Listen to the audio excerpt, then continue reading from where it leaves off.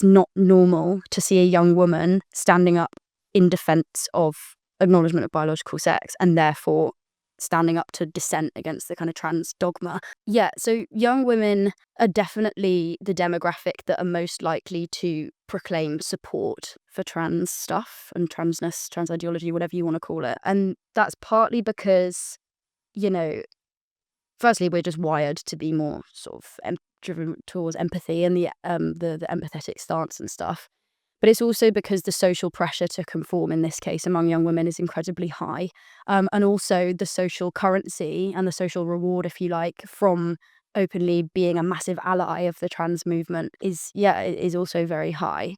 It's, it's a trend, but it's also a system whereby you are rewarded for going along with it and you are absolutely punished for going against it. And that punishment, as I've said, can look like general kind of harassment and abuse and all this, but also social ostracization.